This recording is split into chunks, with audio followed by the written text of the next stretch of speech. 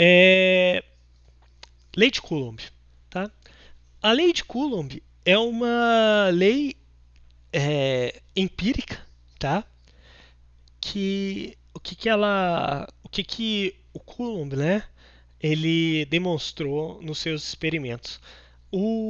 Como na lição o, já está bem explicado lá o experimento do, do Coulomb, eu nem vou mencionar aqui, tem um histórico lá, né, que ele usa a balança de torção para visualizar esse efeito.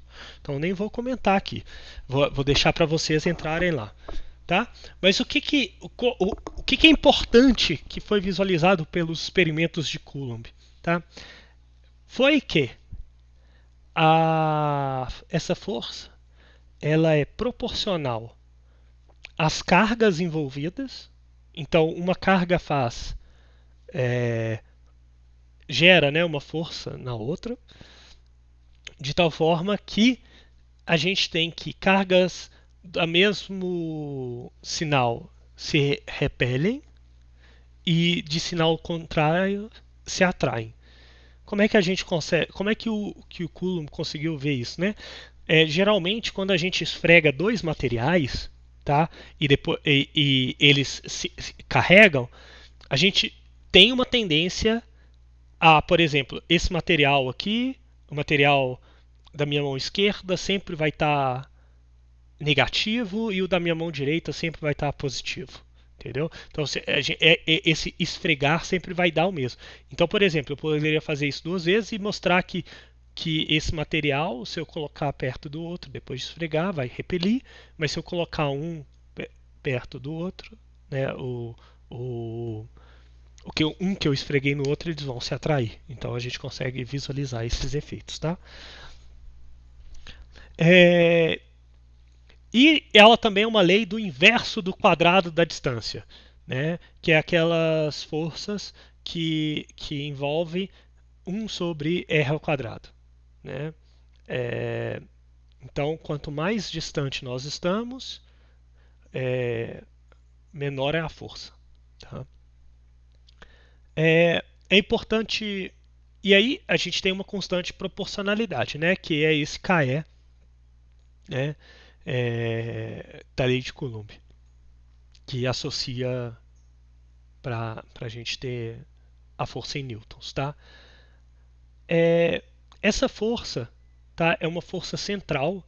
A gente vai ver os efeitos disso posteriormente, mas a ideia é que se a gente tiver uma distribuição de cargas e a gente quer ver a força total ao longo dessa distribuição de cargas, a gente pode pegar esse conjunto de distribuição de cargas, trocar por um ponto com as cargas todas acumuladas no meio dela.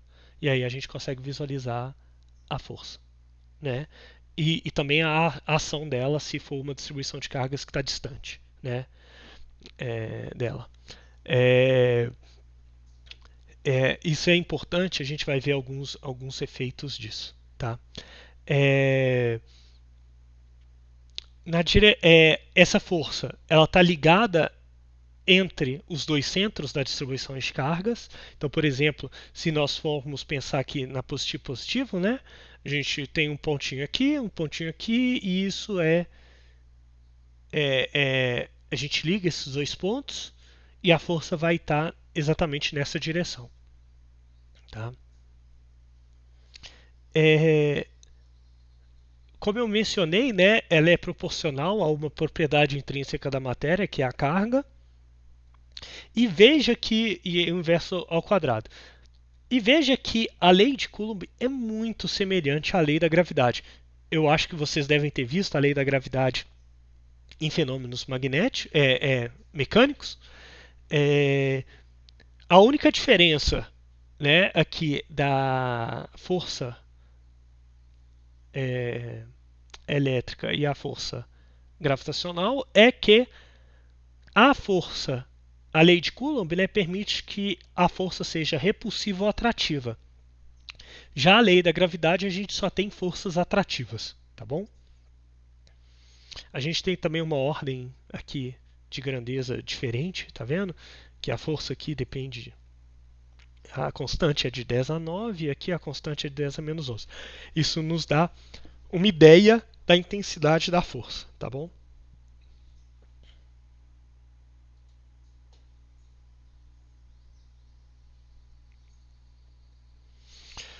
Tem um exemplo bem interessante que a gente pode olhar, tá? Para a gente fazer essa comparação entre a força elétrica e a força gravitacional, que é ver quanto que é a força elétrica e quanto que é a força gravitacional em um átomo de hidrogênio entre o elétron e o próton no núcleo, tá? Então a gente sabe todas essas propriedades, né? A carga do próton é igual à carga do elétron, só porque é de sinal trocado, e o raio do, do átomo de hidrogênio é por volta de 10 a menos 11 metros, tá bom? Vamos ver o seguinte. Se a gente pegar a lei de Coulomb, né? Nós fazemos a continha. A gente sabe que eu estou calculando só o módulo, tá? A gente faz a continha, né? Então, o produto das duas cargas dividido por r ao quadrado vezes a constante de proporcionalidade. Fazendo a conta, a gente vê que a força entre os dois, causada pela força elétrica, é 10 a menos 8.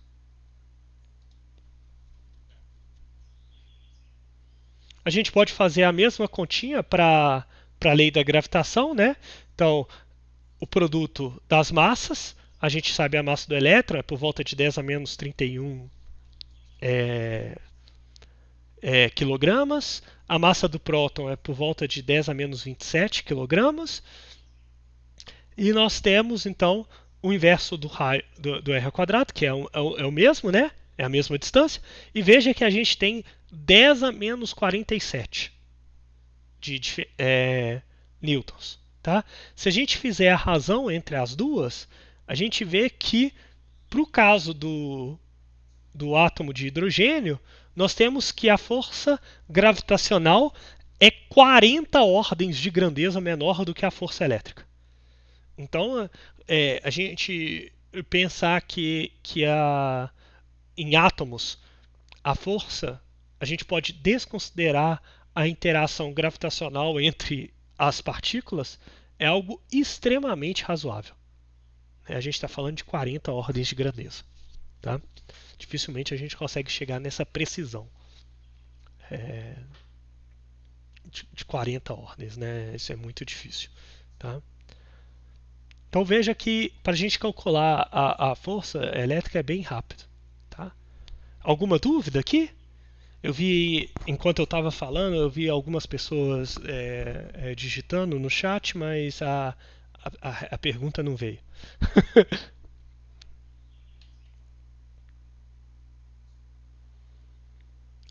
Você não entendeu essa comparação? O que eu.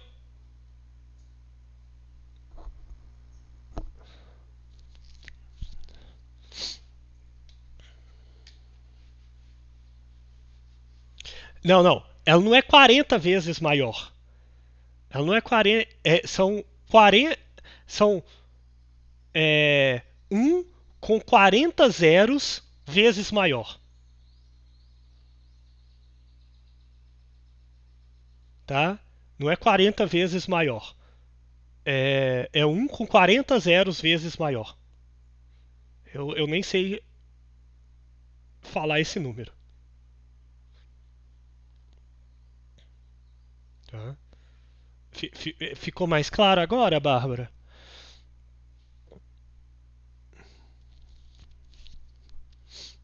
Tem um pessoal que caiu aqui, tá todo mundo.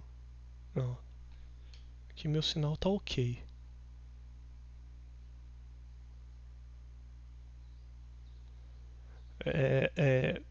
Se a gente for.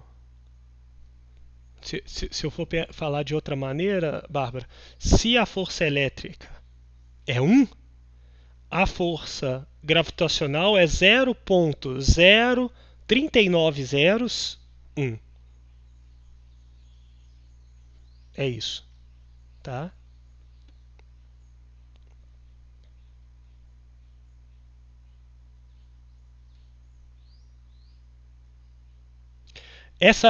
O que está aqui nesse quadrinho É a razão entre as duas forças. Então eu peguei o módulo da força gravitacional e dividi pela o módulo da força elétrica. Então eu tô fazendo uma comparação entre elas, uma razão. Né? A gente fez as contas usando as equações da força gravitacional e da força elétrica, né? Para a gente encontrar os em newtons. E aí eu fiz a razão delas para encontrar isso aqui. Então é uma forma de comparação, né? A distância, o André está perguntando, a distância do r ao quadrado na lei da gravitação equivale a quanto? Não entendi essa notação. Ah, tá. Essa notação aqui é uma notação análoga a essa aqui, tá? Essa notação, esses dois números são iguais.